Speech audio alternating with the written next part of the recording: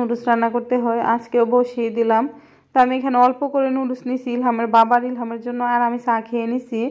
আর এদিকে সকালে খাবারের পরে আমি এখানে রান্না করার জন্য গরুর মাংস নামিয়ে নিয়েছিলাম ফ্রিজ থেকে।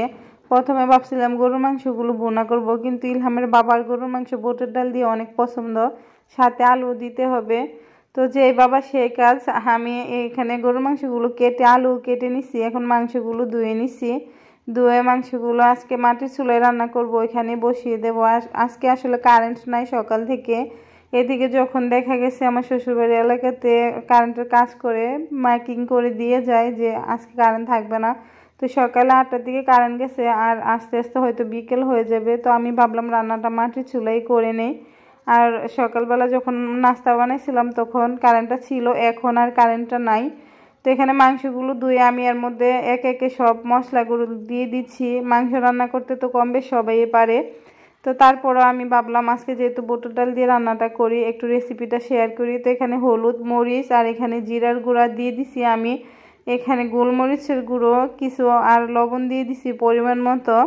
দিয়ে আমি এখানে আস্ত দারচিনি আর বাটা পেঁয়াজ রসুন দিয়ে মাখিয়ে বসিয়ে দিছি আর কি চুলায়, ওটা স্কিপ করা হয়ে গেছে। আর মাঝে মাঝে আমার সাথে এমন হয় যে আমি ভিডিও করি, পরে এডিট করতে আসলে ভিডিও পাই না খুঁজে, আর গ্যালারিতে দেখা যায় অনেক ভিডিও থেকে যায়, তার জন্য খুঁজে খুঁজে বের করতে একটু কষ্টই হয়ে যায়।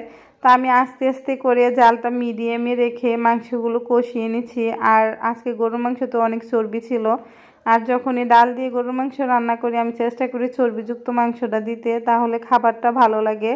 তো এদিকে মাংসটা আমি অনেকক্ষণ ধরে কষানোর পরে তেল উঠে গেছে উপরে, এর মধ্যে আমি এখন ধুয়ে রেখে বুটের ডাল আর আলু দিয়ে দিছি। আর বুটের ডালগুলো আমি 1 ঘন্টার মতো ভিজিয়ে রেখে দিছিলাম। আমার কাছে মনে হয় বুটের ডাল যখন ভিজানো হয় তখন রান্নাটা করলে আর বুটের ডালগুলো মাঝে যে পেটে ফাটা একটা হয়ে যায়, পেটে যায় না, ফাটাটা থেকে একটু মুক্তি পাওয়া যায়। আর পেটে গেলে দেখা যায় মাংস দিয়ে বুটের ডাল রান্না করলে খেতে ভালো লাগে না তেমন একটা। আর এমনিতে সবসময় আমি বুটের ডাল ভিজাই না, সাথে সাথে রান্না করে নেই ধুয়ে, আর মাংসতে দিলে তো এটা করা যায় না। তো এখানে আমি পরিমাণ মতো পানি দিয়ে ঝোলের পানি ঢাকনা দিয়ে দিছি ডালটা সিদ্ধ করার জন্য। আর পানিটা আমি একেবারে দেই নাই, কয়েকবার করে পানি দিয়ে দিছি। আর এসব রান্নাতে একেবারে পানিটা দিতে গেলে দেখা যায় রান্নাটা পাঞ্চে হয়ে যায়।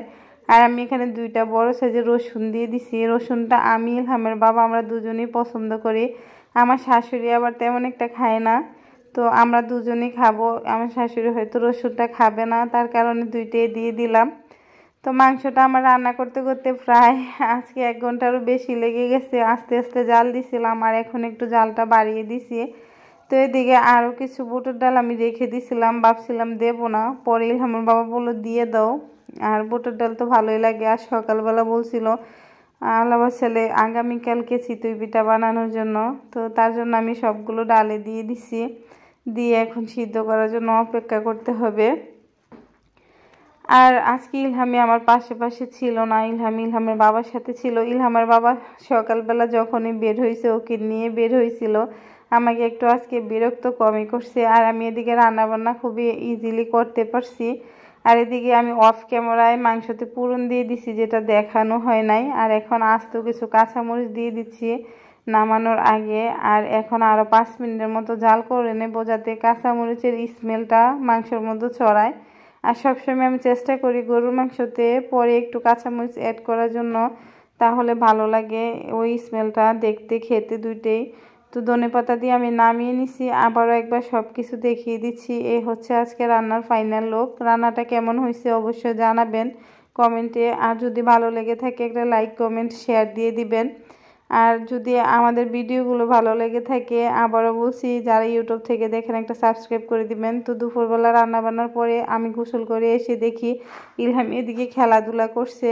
আর ইলহামে আসলে আজকে কয়েকদিন একটু বেশি মাটি নিয়ে খেলাধুলা করে, তো আর আমি বিরক্ত করলাম না, আর ফ্যানে অনেকগুলো কালি লাগিয়ে দিছে। সবাই ভালো থাকবেন, আসসালামু আলাইকুম।